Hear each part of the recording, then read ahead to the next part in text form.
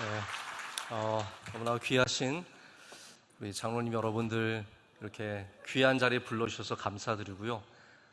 굉장히 떨리는 마음으로 이 자리에 섰습니다. 제가 우리 남자들이 꾸는 악몽이 있습니다. 보통 군대 갔다 온 남자들은 군에 다시 가는 악몽을 꾸는 거 여러분 기억하실지 모르겠는데 저는 이제는 더 이상은 군대에 가는 악몽을 꾸진 않는데요. 제가 꾸는 악몽이 있다면 설교하러 올라갔는데 설교 본문이 없다든지 원고를 잃어버렸다든지. 근데 제가 어젯밤에 저는 오늘 집회가 저에게 이렇게 부담감이 되는 줄 몰랐는데 밤에 정말 내내 밤새 내내 악몽을 꿨습니다. 그래서 성전에서 제가 올라갔는데 반바지를 입고 올라가서 막 어찌할 바를 알지 못하고 또 원고도 없고 본문도 없어서 굉장히 떨면서 깼습니다. 오늘 그와 같은 마음으로 섰는데 하나님께서 오늘 이 자리에 저에게 은혜를 반드시 주실 줄로 믿습니다. 사모하는 마음 주셔서 우리 장로님 모든 여러분들에게, 여기 계신 모든 여러분들에게 하나님의 크신 은혜가 함께 하시길 축복합니다. 책이 없는 세상은 어떠한 세상일까요? 여러분 혹시 그런 세상을 꿈꾸시는 분들도 계실 텐데 1953년에 한 소설이 나왔습니다. 제목이 451 페런하이트라고 하는 책입니다. 페런하이트는 화씨죠. 이거를 섭씨로 바꾸면 233도인데 이 섭씨 233도는 종이가 불타기 시작하는 온도라고 말합니다. 그래서 이 책은 앞으로 생겨날 미래에 대한 상상을 갖고 있는 책인데 여기에는 우리가 지금은 없는 한 직업이 나타납니다. 바로 책을 없애는 사람입니다. 이 사람은 방화관입니다.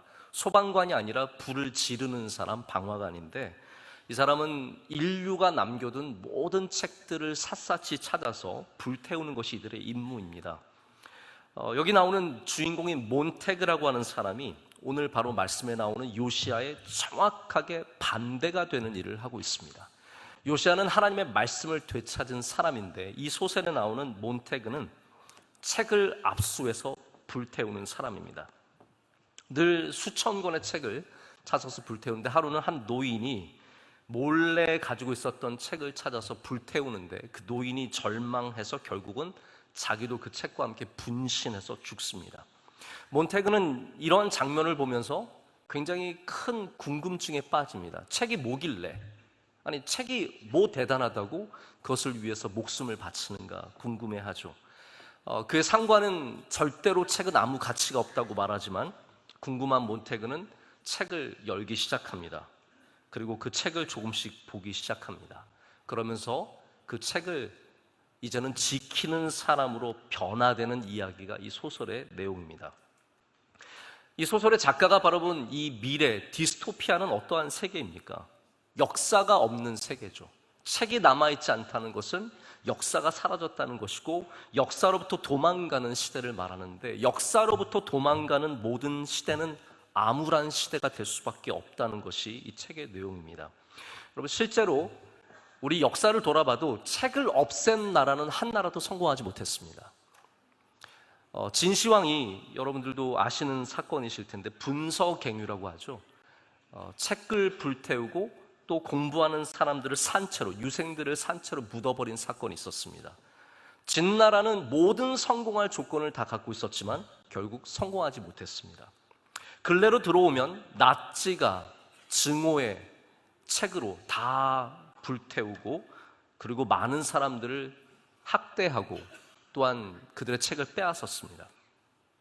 캄보디아의 폴포트 크메르 루즈 정권이 안경만 써도 사람들을 잡아가서 죽였고요. 모든 책을 다 없앴습니다. 중국의 문화혁명도 책을 없애는 일이었습니다. 이런 모든 책을 없애는 역사를 몰살시키는 그러한 정권들과 나라는 성공한 적이 없다는 것이죠. 오늘 우리는 바로 그런 나라를 성경에서 마주하게 됩니다. 이스라엘이라고 나라가 하나님의 말씀, 바로 이 말씀의 책 위에 서 있었던 나라였는데 이들이 책을 잃어버린 나라가 되었습니다. 사실 우리가 생각하는 것만큼 이스라엘이 성경을 잘 지켜온 민족이 아닙니다. 성경의 곳곳에서 우리는 하나님을 잃어버렸던 이스라엘 이야기를 많이 보게 됩니다. 몇몇 사람들은 겨우 기억했지만 대부분의 사람들이 하나님을 잊어버렸던 시절들이 있었다는 것이죠. 하나님의 말씀이 희미해졌던 시기가 있었습니다. 애굽 430년의 포로의 생활이 그랬습니다. 하나님을 기억하는 사람은 몇몇 되지 않았습니다. 놀라운 것은 사사시대에도 하나님께서 사사를 부르셨는데 그 사사가 하나님을 제대로 이해하지 못하는 경우가 참 많았습니다. 입다가 잘못된 서원을 하나님께 드려서 결국은 딸을 하나님께 제물로 드리지 않습니까? 그게 얼마나 잘못된 하나님에 대한 이해입니까? 하나님께서 가장 경멸하시는 것이 사람을 제사로 드리는 것인데 입다는 뭐라고 얘기했습니까? 나를 가장 먼저 맞는 사람을 하나님께 드리겠습니다. 이거는 하나님의 종이 하나님을 너무나 몰랐기 때문에 엉뚱한 약속을 했다라는 말입니다. 그만큼 우리가 생각하기에 모든 지도자들이 하나님을 굉장히 잘할 것 같지만 말씀에서 멀어진 지도자들은 하나님을 제대로 이해하지 못했고 그래서 하나님의 뜻과 거리가 먼 일들을 했다라는 것을 우리는 성경에서 발견하게 됩니다. 이스라엘의 역사가들이 그렇게 위대하게 추앙하는 다윗 이후에 우리는 예배와 율법이 제대로 지켜지지 않았다는 사실을 오늘 말씀을 통해서도 짐작해 볼 수 있습니다. 근데 이 모든 일들이 순식간에 일어난 겁니다. 하나님과 가까웠던 사람들이, 우리는 영원토록 하나님과 가까이 지낼 줄 알았던 사람들이 순식간에 하나님과 멀어지는 것이죠.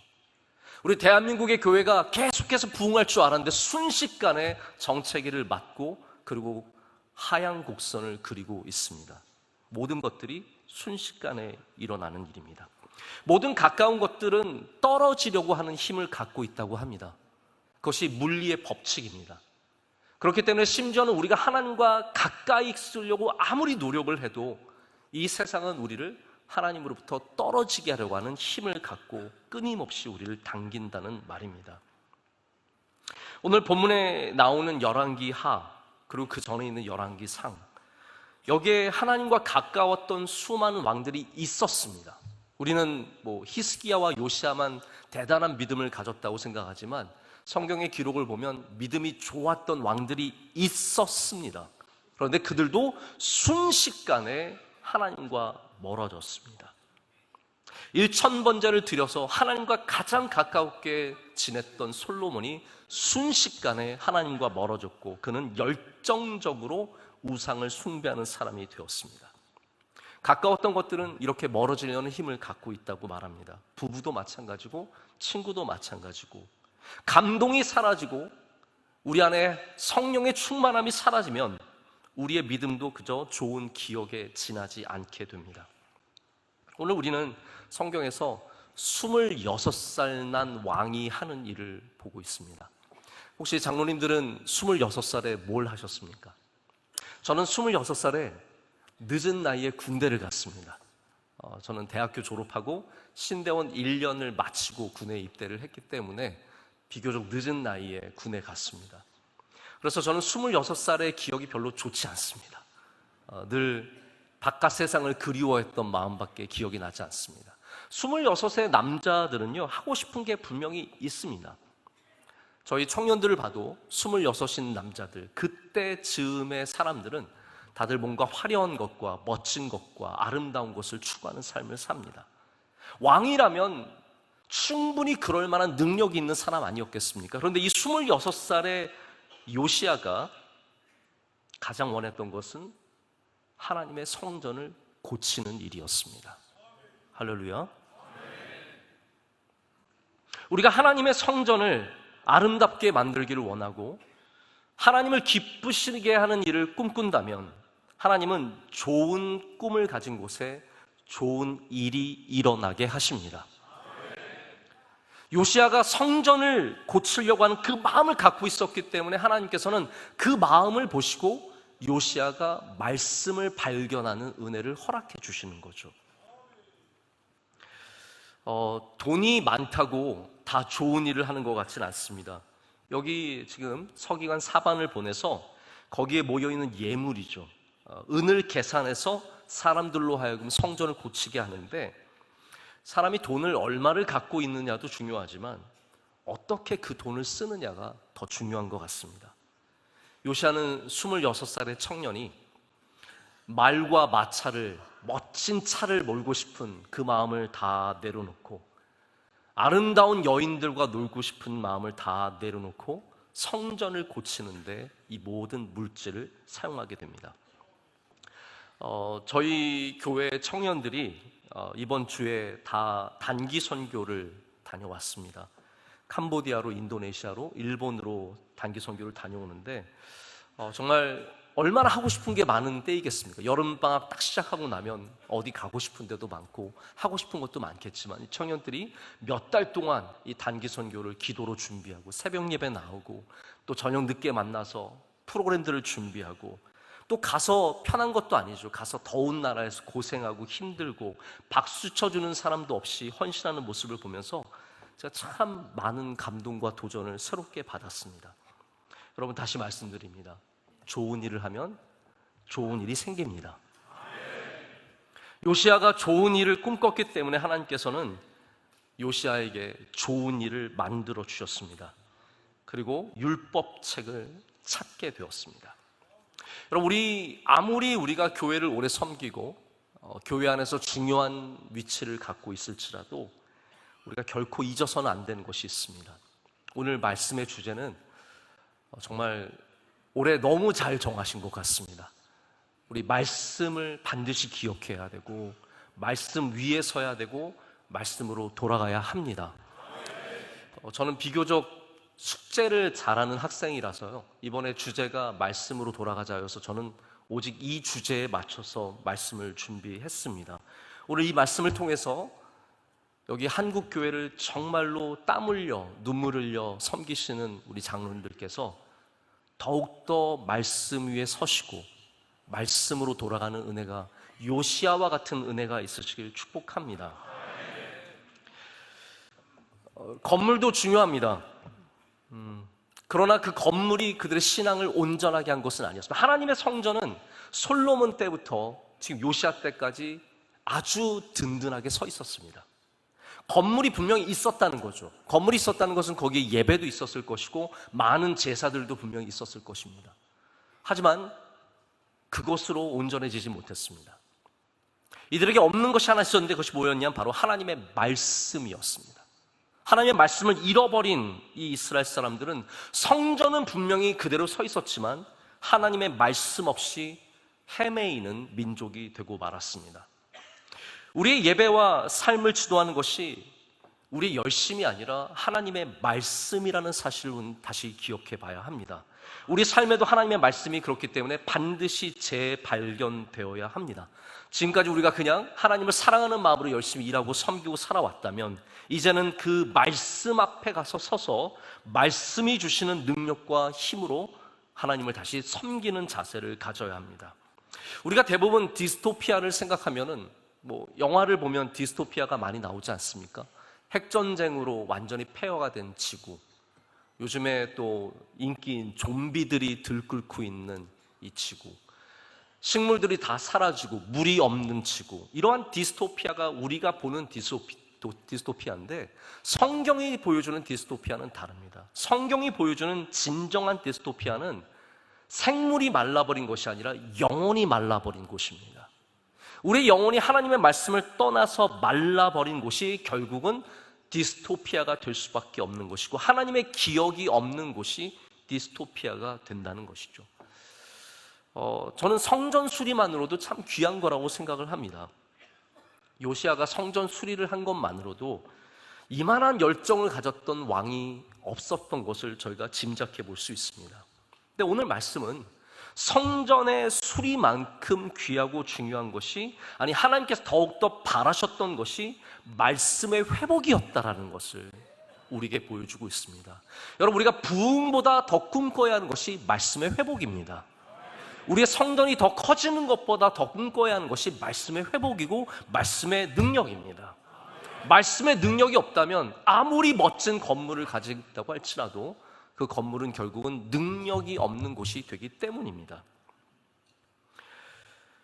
공간이 참 중요하고요. 저도 공간을 참 중요하게 여깁니다. 건물이 참 중요한 것을 저는 목회를 하면서 많이 느낍니다. 근데 아무리 화려한 건물에 살아도 행복하지 않을 수 있는 것처럼 여호와의 성전이 수리된다고 해서 그들의 믿음이 바로 선다는 것은 아닙니다. 저희 교회도 요즘에 여러 시설들을 다시 좀 레노베이션을 하고 있습니다. 우리가 업그레이드라고 하죠. 여러 시설들이 노후되고 낙후된 것은 저희가 새롭게 바꾸고, 요즘에 교인들도 굉장히 고급화되어서요. 예전에는 저희가 수련회, 이제 수양관에 가서 막 더우면 더워서 은혜 받았고, 막 낑겨 앉으면 낑겨 앉아서 은혜 받았거든요. 근데 요즘에는 낑겨 앉는 것을 너무 싫어합니다. 코로나가 지나면서부터 이제는 가까이 앉는 것 자체를 굉장히 거부하시고, 더우면 은혜를 못 받으세요. 다들 다 떠나시고 막 그러시더라고요. 그래서 요즘에 저희도 수양관도 이제는 다 방마다 에어컨을 달아달라는 그러한 강력한 항의가 얼마나 많이 들어오는지 모릅니다. 모든 것들을 다 고쳐야 하는 상황입니다. 근데 저희가 아무리 레노베이션을 해도 말씀 없는 레노베이션은 업그레이드가 아니라 다운그레이드입니다. 저희 시설이 아무리 좋아져도 하나님의 성전에서 가장 중요한 것은 말씀의 능력이고, 말씀이 읽혀져야 하고, 말씀이 지켜져야 하고, 말씀이 선포되어야 합니다. 하나님께서는 요시야에게 바로 그러한 사명을 주셨습니다. 우리는 당연히 유대인들이 하나님의 말씀을 늘 기록하고 기억하고 생각하고 나누며 살았을 거라고 짐작하지만 사실은 그렇지 않습니다. 하나님의 말씀을 잃어버렸던 시기들이 얼마나 많았는지 모릅니다. 한동안 백성들은 하나님의 말씀이 어떠한 의미를 갖고 있는지 전혀 모르고 살았습니다. 아예 알지 못하는 거나 희미하게 알거나 그냥 제사를 드리는 것으로 만족하며 살았던 시대들이 있었습니다. 이 시대가 정말 하나님의 말씀이 겉으로는 풍성한 시대입니다. 그렇게 느끼시지 않으십니까? 원하시는 목사님 말씀을 유튜브에서 얼마나 쉽게 들으실 수 있으십니까? 예전에는 저희가 어떤 유명한 목사님, 또 은혜가 있는 목사님들 말씀 들으려면 테이프 사서 듣던 시절도 있었고, CD 사서 듣던 시절도 있었고, 저는 미국에서 좀 오래 살았는데 어떤 유명한 목사님이 부흥회하고 가시면은 막 CD가 막 돌아다녀요. 서로 나눠서 듣고 그런 시절이 있었는데, 지금은 원하기만 하면 언제든지 가서 하나님의 말씀을 들을 수 있는 시대입니다.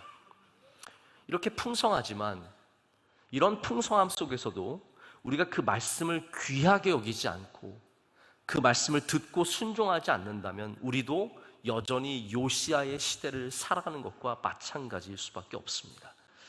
오늘 여기 계신 여러분들에게 반드시 요시야처럼 말씀이 재발견되는 은혜가 있으시길 축복합니다. 근데 요시야가 이 말씀을 발견하고 자유됐느냐? 사실 그렇지 않습니다. 여선지자 훌다가 하나님의 말씀을 발견한 다음에 이것을 설명해 줍니다. 요시야에게 한마디로 성경 공부를 시켜줬습니다. 요시야도 그러니까 지금까지 하나님의 말씀을 본 적이 있었겠습니까? 없었겠습니까? 없었다는 겁니다.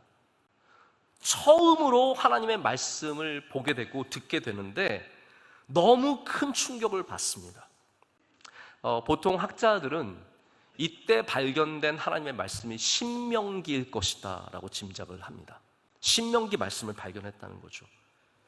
이스라엘이 하나님 앞에 얼마나 많은 죄를 지었는지, 그리고 이제 하나님의 심판이 멀지 않았다는 것을 깨닫고 요시야가 옷을 찢고 통곡하면서 변화를 구합니다. 그래서 지금까지 하지 않았던 우상들을 완전히 오늘 본문 말씀 읽으신 것처럼 풀 스케일로 단 하나도 남겨놓지 않고 모든 것을 다 정리하려는 이 시도를 하게 됩니다. 저는 이렇게 생각합니다.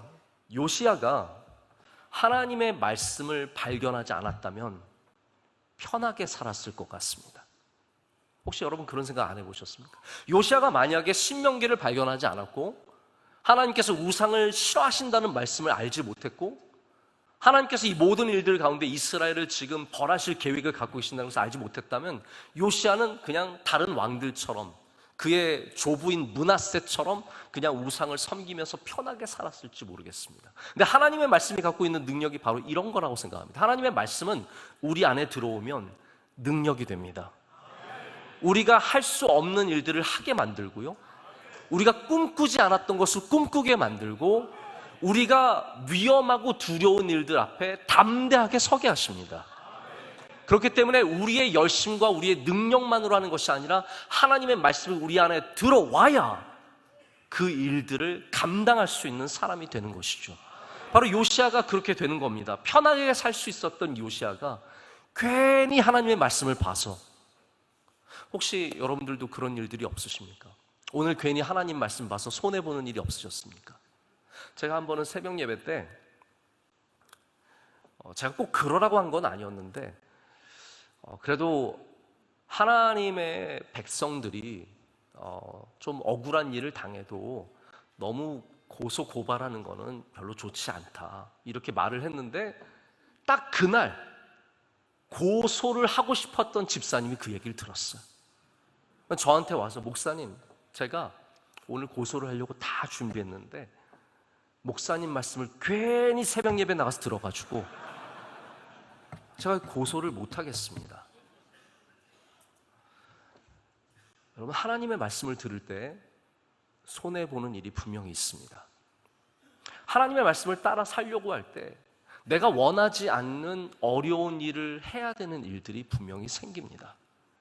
여러분, 그때 순종하시면 하나님께서 기뻐하시고 반드시 은혜를 더해 주실 줄로 믿습니다. 내 도덕성 때문이 아니라, 내가 저 사람보다 더 우월하기 때문이 아니라, 내가 더 깨끗하고 내가 더 훌륭하기 때문이 아니라 하나님의 말씀을 순종하기 위해서 우리가 무엇인가를 행할 때 하나님께서 거기에 반드시 능력을 더해 주신다는 거죠. 그래서 오늘 24절은 간략하게 정리되어 있지만 어느 정도의 우상을 척결하는지를 보여줍니다. 모든 우상들, 바알과 아세라와 제사에 쓰이는 그릇들과 하나님이 그토록 미워하셨던 몰록의 제사터, 흰놈의 골짜기죠. 예루살렘의 성전 바로 아래에 있는 흰놈의 골짜기의 도벳을 무너뜨리고 할아버지 므낫세가 세운 우상들을 빻아내려서 그 가루를 기드론 시내에 쏟아버리고 누구도 하지 못했던 산당을 싹 다 제거하는 일을 처음으로 요시아가 하게 됩니다. 여러분, 말씀을 발견하는 일은 위험한 일입니다. 왜냐하면 요시아가 한 번도 꿈꿔보지 않았던, 한 번도 계획하지 않았던 이 일을 오직 말씀 때문에 시작했기 때문입니다. 제가 산당에 대해서 잠시 말씀을 드리자면, 저는 신대원 졸업할 때 제 졸업 논문이 산당에 대한 것이었습니다. 바마라고 불리는 것인데, 이 바마는 이스라엘 사람들이 출애굽해서 가나안 땅에 정착하기 전부터 있었던 토착적인 신앙 속에 있는 겁니다.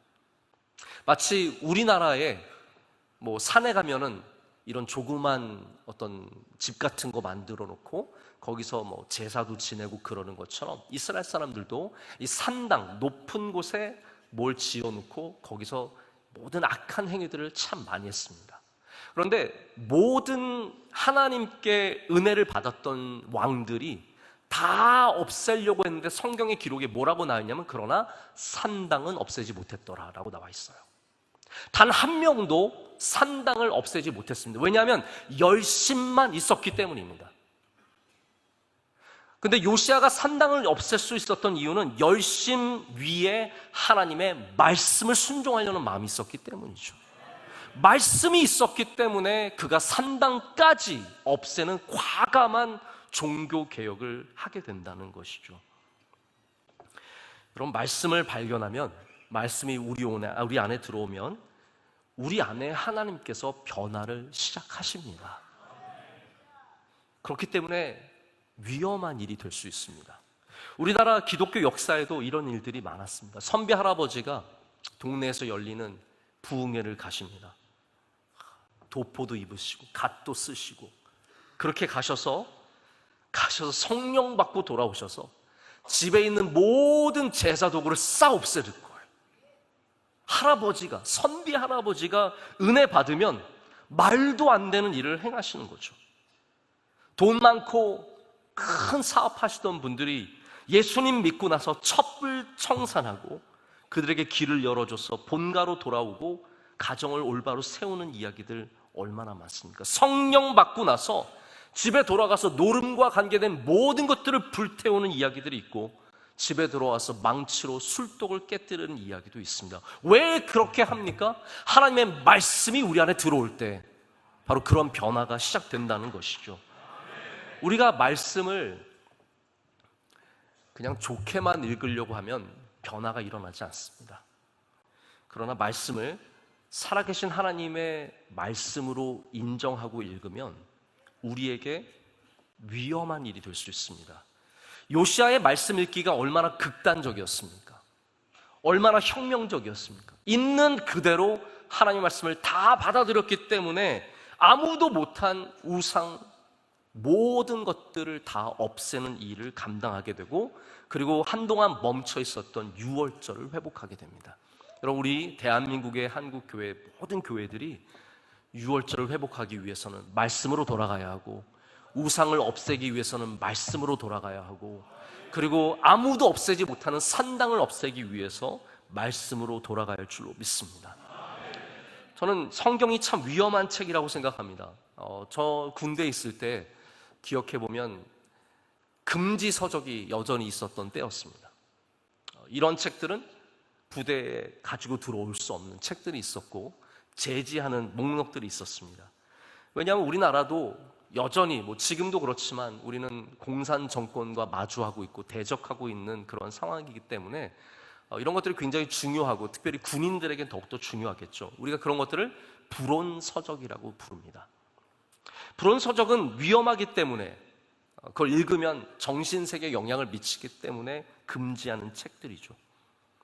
여러분 한번 생각을 해보실까요? 불온서적보다 저는 훨씬 더 위험한 책이 성경책이라고 생각합니다.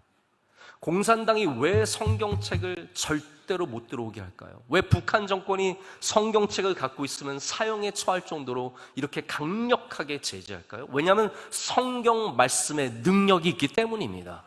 이 말씀이 삶 가운데로 들어올 때 놀라운 변화가 시작이 되고, 아무도 꿈꾸지 않았던 것들을 꿈꾸는 놀라운 은혜가 있기 때문에 성경은 그만큼 위험하다는 것이죠. 그게 신앙의 힘입니다. 요시야는 이 성전에서 발견된 하나님의 말씀을 만나게 된 것이 일생의 가장 큰 변화가 되었습니다. 다시 말씀드립니다. 하나님의 말씀을 만난 일이 요시야를 더 편하게 준 것이 아닙니다. 우리는 편하려고 하나님 말씀이 있는 게 절대로 아닙니다. 쉽게 살려고 하나님 말씀이 있는 것이 아니라 하나님의 말씀대로 살기 위해서 하나님 말씀이 있는 겁니다. 쉽게 왕위를 갖고 왕의 정권을 쉽게 유지하고 그런 일들의 말씀이 도움이 준 것은 하나도 없었습니다. 오히려 하나님의 말씀을 읽음으로 요시야는 힘든 일의 소용돌이에 휩싸이게 됩니다. 여러분 꼭 이렇게 살아야 할까요? 우리 꼭 하나님의 말씀대로 살아야 할까요? 제가 질문하고 있는 겁니다. 네. 정말 하나님 말씀대로 살아야 할까요? 그냥 좋은 게 좋은 거라고 그렇게 살면 안 될까요? 편하게 살면 안 될까요? 우리 좀 쉽게 살면 안 될까요? 우리 장로님들, 세상에서 쉽게 살 수 있는 방법 분명히 있지 않습니까? 남들처럼 좀 속이고 살면 되지 않습니까? 원산지 살짝 속여가지고 돈 많이 벌 수 있지 않습니까? 우리 좀 주일도 막 일하면서 술 많이 팔면서 나쁜 짓 하면서 거짓말하면서 편하게 살 수 있는 방법이 없습니까? 왜 그렇게 못 사시죠? 왜 여러분들은 힘들게 사십니까? 믿음 때문입니다. 하나님의 말씀 때문에. 억울해도 힘들어도 조금 가난해도 조금 부족해도 우리가 이 삶을 살아가는 것은 내가 남들보다 도덕적이어서가 아니라 하나님의 말씀 때문이라는 것입니다. 안전하게 살려면요, 우리는 하나님께 이런 기도만 드리면 됩니다. 하나님, 저 이거 원합니다. 저거 원합니다. 이렇게 해주세요. 저렇게 해주세요.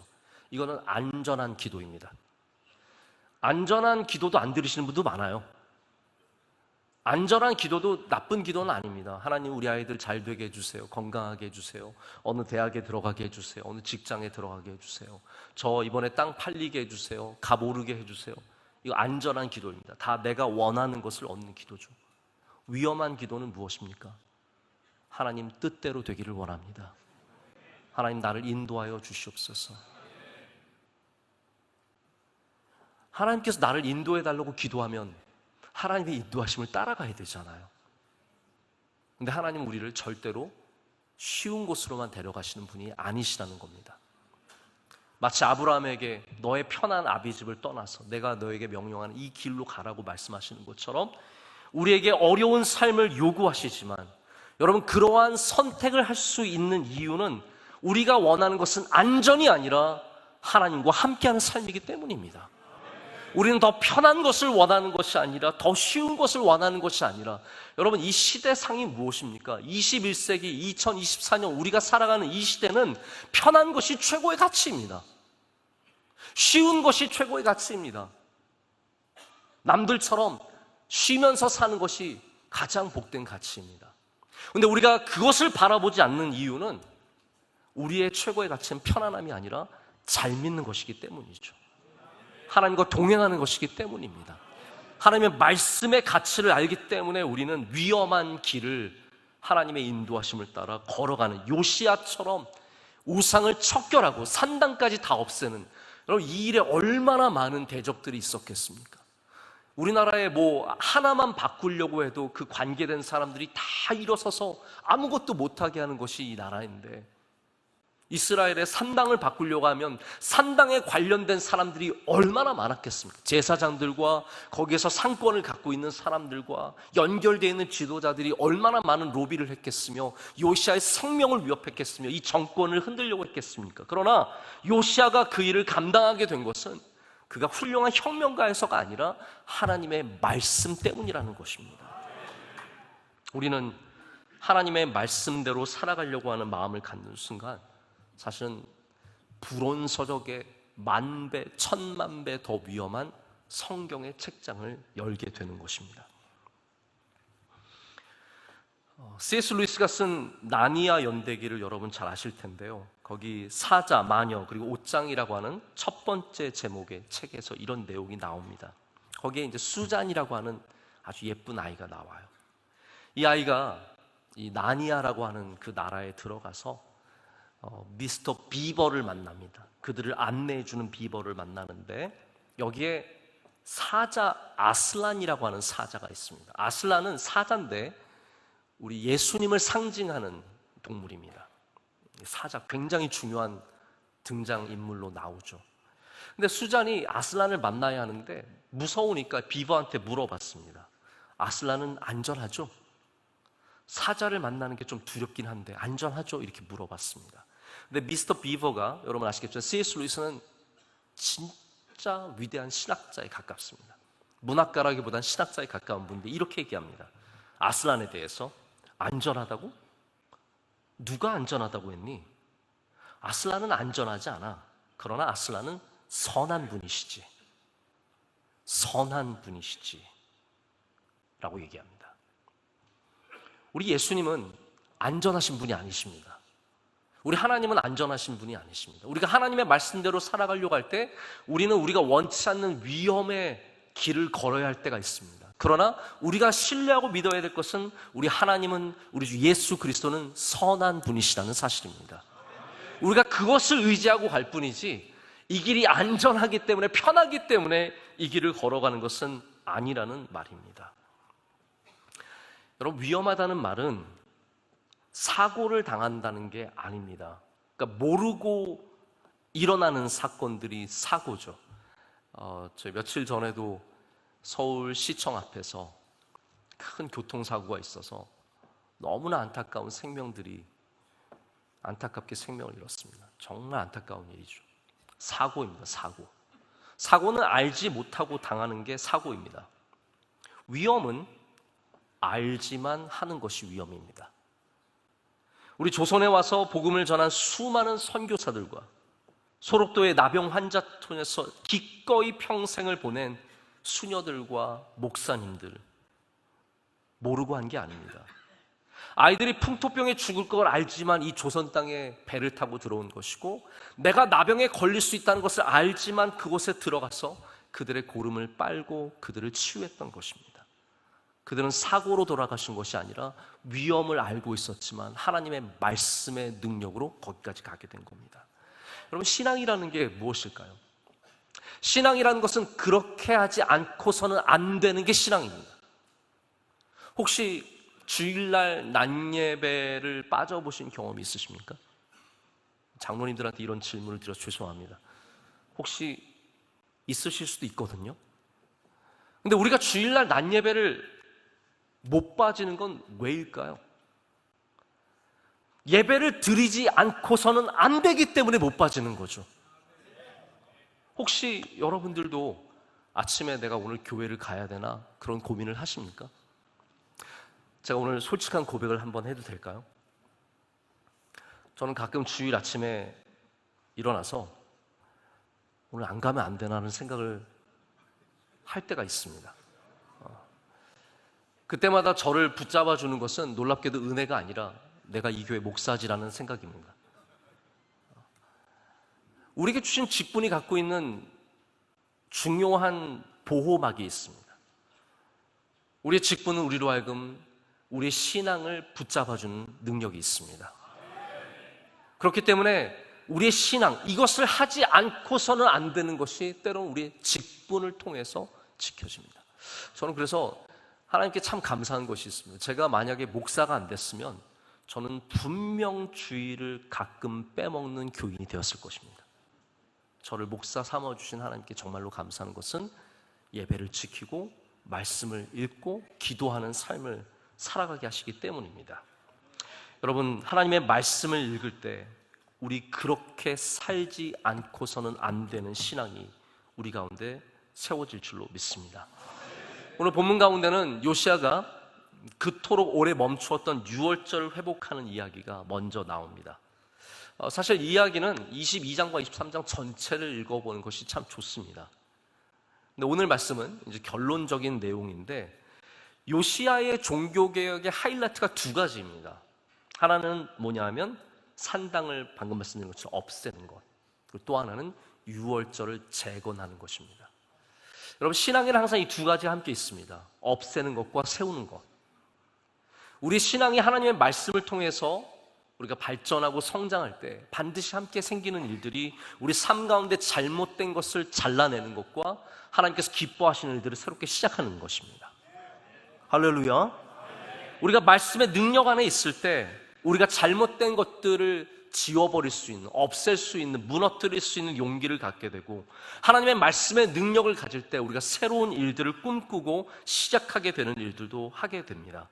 여호수아 이래로, 여러분 잘 아시겠지만 이 이야기는 너무나 잘 아시는 이야기일 겁니다. 유월절은 여호수아 이래로 한 번도 지켜지지 않다가 처음으로 이 요시야 때 다시 시작이 됩니다.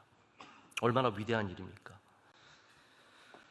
하나님의 말씀에 감동된 사람이 이 위험한 일들을 감당하게 됩니다. 삭개오를 생각해 보십시오. 예수님을 만난 삭개오가 예수님 만난 다음에는 변하지 않고서는 견딜 수 없었기 때문에, 예수님께서 말씀하신 것이 아닙니다. 너는 가서 그것을 갚아주고 4배나 갚아주고 2배나 갚아주라고 말씀하신 것이 아니라, 자기가 예수님을 만나니까, 말씀이신 예수님을 만나고 나니까 그렇게 살지 않고서는 안 되는 삶을 마주하게 된 것입니다. 오늘 우리의 삶에 하나님의 말씀이 들어올 때 그런 능력의 은혜가 있을 줄로 믿습니다. 여러분, 어떻게 말씀에 반응하실 겁니까? 오늘도 그냥 우리끼리 편하게 살고 만족하면서 그냥 대충대충 살아가시겠습니까? 아니면 요시야처럼 부드러운 마음을 갖고 우리의 기득권을 내려놓고 편하게 살아가려는 욕심을 내려놓고 적당히 남들 하는 프로그램 같은 거 따라하면서, 저희 교회들도 참 이런 게 많습니다. 이 프로그램 좋다 그러면 여기서 하고, 저 프로그램 좋다 그러면 다 우르르 하고, 그 프로그램을 함으로써 우리가 다 뭔가 중요한 일을 한다고 생각하지만 저는 프로그램보다 더 중요한 것은 하나님의 말씀이라고 생각을 합니다. 앤디 스탠리 목사님이 그런 말을 했다고 합니다. 사명은 볼펜으로 쓰고 프로그램은 연필로 써라. 저는 이거 참 귀한 말이라고 생각합니다. 우리가 하나님의 말씀은 절대적이라는 사실을 알아야 되고 나머지 모든 것들은 다 바뀌어도 된다는 사실을 분명히 알아야 합니다. 오늘 여러분께서 다시 말씀으로 돌아간 은혜가 있으셔야 합니다. 여기 힘들게 오셨는데 여기 오셨다 그냥 가지 마시고 오늘 말씀을 향한 새로운 여러분 안에 뜨거운 마음이 생기시기를 축복합니다. 제가 그래서 남은 시간 얼마 안 되지만 우리가 어떻게 말씀을 읽을 것인가에 대해서 한번 여러분과 잠시 얘기를 나누고자 합니다. 우선 가장 좋은 거는 말씀을 읽는 겁니다. 말씀을 읽고 계십니까? 우리 장로님들이 말씀을 읽으셔야 합니다. 저는 목사들 만나면 우리 목사님들에게 꼭 하는 얘기가 있습니다. 말씀 좀 제발 읽으라고. 설교만 많이 하지 말고 말씀을 꼭 읽어야 한다고 얘기를 합니다. 우리의 영적인 양식을 위해서 말씀을 반드시 읽어야 합니다. 성경을 읽는 방식이 많고 많지만 가장 첫 번째 출발점은 읽는 것에서 시작합니다. 우리가 말씀을 읽을 때 하나님께서 거기에 은혜를 주십니다. 저는 이걸 저의 간증이라고 생각하지도 않는데요. 제가 고2 때, 제가 고3 때 이제 미국을 갔는데 고2 때 하나님께 서원하는 마음이 생겨서 하나님 제가 올해는 하나님 말씀을 처음으로 한번 제가 처음부터 끝까지 다 읽어보고 싶습니다. 이렇게 서원을 하고 하루에 3장, 4장씩 읽기 시작했습니다. 근데 저희가 그때 수련회를 갔는데 학교에서 수련회 갔는데 제 기억에 어디 강릉인가 간 것 같아요. 저는 친구들이 막 옆에서 고스톱 치고 있는데 그때도 제가 성경책을 읽을 정도로 제가 열심히 읽었습니다. 근데 성경책을 딱 마치고 나서 하나님께서 저에게 길을 열어주시는 것을 느꼈습니다.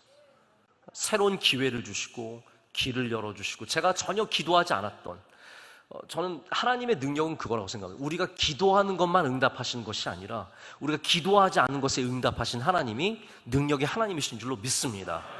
하나님께서 그렇게 길을 열어주시더라고요. 여러분께서 하나님의 말씀을 귀하게 여기시고 그 말씀의 양식을 먹는 가장 기초부터 시작할 때 하나님께서 반드시 여러분의 삶 가운데 길을 열어주시고 우리가 기도하지 않았던 것부터 주님께서 또한 일하실 줄로 믿습니다.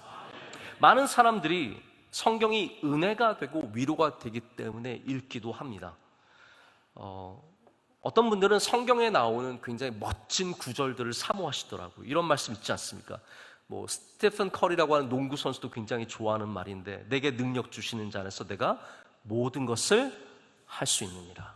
아멘. 이 말씀 믿으십니까? 이런 말씀들만 찾아놔도요 어마어마하게 좋습니다. 정말 내 책상 앞에 하나님의 말씀 몇 구절만 붙여놔도 힘이 생기고 능력이 생기고 소망이 생깁니다. 구하라 그리하면 너에게 주실 것이요 찾으라 그리하면 찾아낼 것이고 문을 두드리라 그리하면 너에게 열릴 것이니. 할렐루야. 이런 말씀들이 얼마나 능력이 있습니까? 코로나로 인해서 많은 사람들이 정신적으로 피폐했을 때 하버드 대학교 인류학 프로그램에서 성경과 소망에 대한 상관관계를 조사했는데 아주 흥미로운 결과가 나왔습니다. 성경을 읽는 사람들은 성경을 안 읽는 사람보다 몇 배나 더 긍정적이고 희망이 있다고 합니다. 수치가 있습니다. 성경을 1년에 서너 번 정도, 3번, 4번 정도 아주 몇 번만 읽는 사람은 100점 만점, 희망 포인트를 100점으로 했을 때 42점을 받는다고 합니다. 한 달에 몇 번 읽는 사람은 59점으로 높아집니다. 매주 읽는 사람은 66점으로 더 높아집니다. 그런데 매일 읽는 사람은 80점에 가깝습니다. 저는 이렇게 생각합니다. 하나님의 말씀은 우리가 생각하지 않는 능력 말고도 실제적인 능력이 많습니다. 희망이 없는 사람은 반드시 하나님 말씀 읽어야 합니다. 어려움이 있는 사람은 반드시 하나님 말씀 읽어야 합니다. 환난과 고난을 당한 사람, 병중에 있는 사람들, 사람으로 어려움을 당한 사람들 다 하나님 말씀 읽으면 거기에 분명히 하나님께서 힘과 능력 더해 주실 줄로 믿습니다. 또 하나의 단계가 뭐냐면 해답을 찾기 위해서 사는 성경 읽기가 있습니다. 성경은 많은 곳에서 우리 삶의 복잡한 문제에 답을 줍니다. 여기에 대해서 믿으십니까? 성경은 답을 줍니다. 이 세상이 줄 수 없는 답을 제시해 줍니다. 우리는 아브라함의 이야기에서 많은 답을 찾습니다. 요셉의 이야기에서, 야곱의 이야기에서 많은 답을 찾습니다. 용기 없는 사람들이 여호수아의 이야기를 읽으면서 용기를 찾습니다. 삶의 중요한 문제들을 풀기 위해서 예수님의 말씀에 귀를 기울이는 사람도 많이 있습니다. 근데 이게 전부는 아니죠. 혹시 우리 장로님들도 성경에서 정확한 답을 찾지 못하실 때 있지 않으십니까? 젊은 여집사님이 남편을 암으로 잃고 4살, 5살 아이 부둥켜 안고 울고 있으면 성경에 답이 있을까요? 사고를 당한 사람들 왜 그 사고를 당했는지 우리가 그 답을 줄 수 있을까요? 성경이 우리 삶의 모든 구체적인 답을 다 주진 않습니다. 그러나 우리가 성경 말씀을 그럼에도 불구하고 우리의 답이라고 말하는 것은 이것이 하나님의 말씀이기 때문입니다. 우리에게 주시는, 나에게 주시는 하나님의 말씀이기 때문입니다. 그렇기 때문에 좋은 위로와 격려가 없을지라도, 당장 내 문제를 해결하는 답이 없을지라도, 재밌는 이야기가 없을지라도 우리는 하나님과의 관계 속으로 들어가기 위해서 우리는 이 읽기를 계속해야 합니다.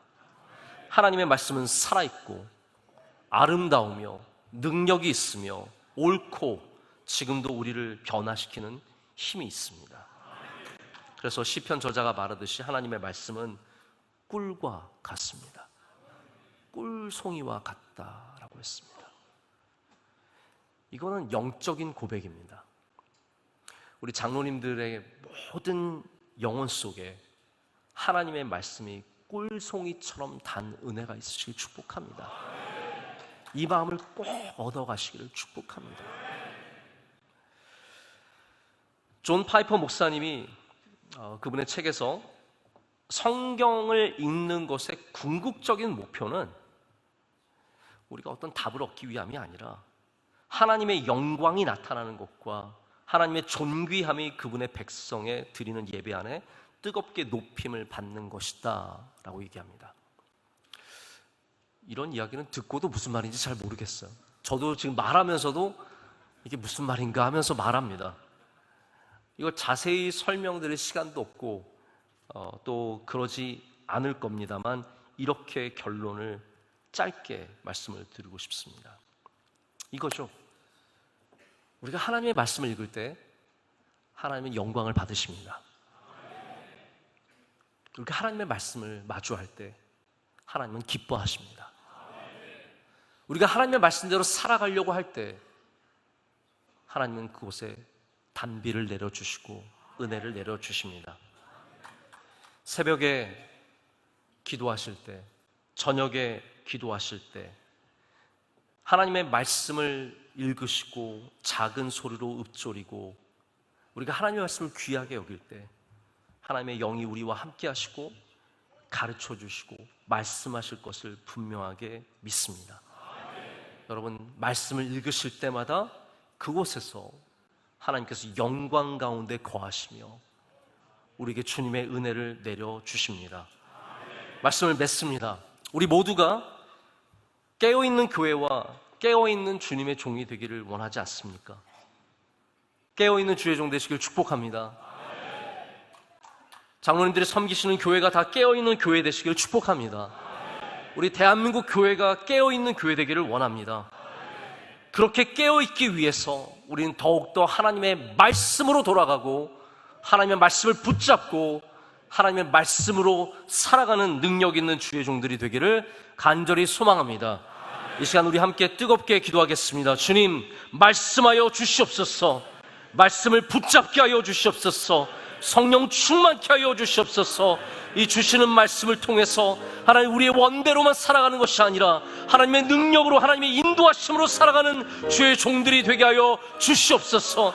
말씀으로 돌아가게 하여 주시오며, 말씀을 발견하게 하여 주시오며, 말씀의 능력을 알게 하여 주시옵소서. 우리 다 같이 두 손을 높이 들고 주님의 이름을 세 번 크게 부르짖고 기도하겠습니다.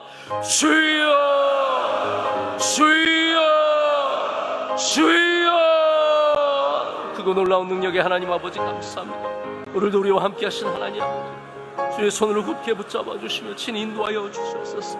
하나님, 우리는 정말 연약하여서 하나님 말씀 없이는 살아갈 수 없는 존재들입니다. 아버지 하나님, 이 시간 오셔서 말씀하여 주시고 가르쳐 주시오며 주의 말씀을 붙잡게 하여 주시오며, 무너진 한국교회가 성전만 수리하는 것이 아니라 말씀 위로 서는 기력과 은혜를 허락하여 주시옵소서. 이 시대에 말씀의 종들이 많아지게 하여 주셔서 우리 장로님들이 말씀으로 풍성해지게 하여 주시오며, 하나님 사모하게 하여 주시오며, 하나님 모든 주신 직분들과 교회들 다 말씀으로 섬기는 주님의 종들이 되게 하여 주시옵소서.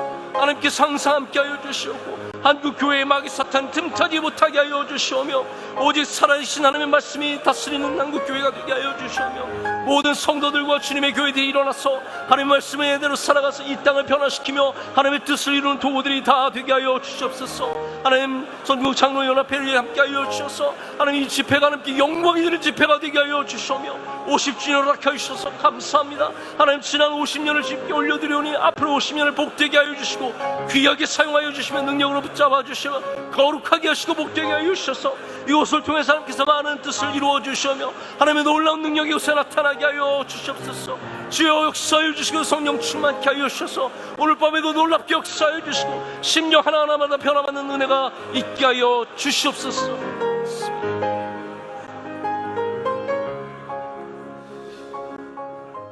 하나님 아버지 감사합니다. 주님께서 기름 부어 세워주신 주의 사랑하시는 종들을 이곳에 모아주시고 하나님 이 밤에 주의 말씀에 귀를 기울이게 하시니 감사합니다. 하나님, 우리 모두가 주의 말씀 위에 서게 하여 주시옵소서. 말씀으로 돌아가게 하여 주시옵소서. 단 한 명도 말씀을 잃어버리고 살지 않게 하여 주시오며, 요시야처럼 다 말씀을 다시 발견하여서 우리 삶의 산당을 제거하고 유월절을 재건하는 은혜를 주실 줄로 믿습니다. 우리 한국교회의 산당을 제거하고 유월절이 회복되는 은혜를 주실 줄로 믿습니다. 우리 모두가 요시야와 같은 주의 종들이 되게 하여 주시옵소서. 하나님, 전국 장로연합회 50주년을 맞게 하심을 감사합니다. 희년의 기쁜 해에 하나님 더욱더 이곳에 성령 충만으로 임재하여 주셔서 우리 모두가 하나님의 크신 능력과 은혜를 맛보아 알게 하여 주시옵소서. 귀한 연합회를 섬기시는 주의 종들을 일일이 기억하여 주시오며, 회장님과 부회장님과 섬기시는 모든 분들 위해 하나님께서 기름 부어주시며 은총으로 함께하여 주시옵소서. 하나님, 앞으로 한국교회가 우리 장로님들을 통해서 더욱더 다시 부흥하며 발전하게 하여 주시오며 하나님의 기쁨이 되는 교회가 될 줄로 믿습니다. 하나님, 지난 며칠간 좋은 날씨 주셔서 감사합니다. 우리 마지막 예배를 마치고 돌아가는 그 시간까지 좋은 날씨 허락하여 주시오며 가는 길을 안전하게 지켜주시오며 다시 우리 교회로 돌아가서 주신 은혜를 나누며 다시 교회를 세워가는 주님의 귀한 종들이 되게 하여 주시옵소서. 오늘 밤에도 충만한 은혜로 함께하여 주시오며 남은 모든 시간에 주님 영광 받아 주시옵소서. 모든 것을 주님께 감사함으로 하려며 이제는 우리 주 예수 그리스도의 크신 은혜와 하나님 아버지의 영원하신 사랑과 성령님의 함께하시며 임재하심이 여기 모여서 주님 앞에 겸손하게 머리를 숙이고 예배하며 나아가는 주의 모든 사랑하시는 종들과 그 귀한 가정과 섬기시는 교회와 모든 복된 일터 가운데 이제로부터 영원토록 함께 하시기를 간절히 축원하옵나이다. 아멘.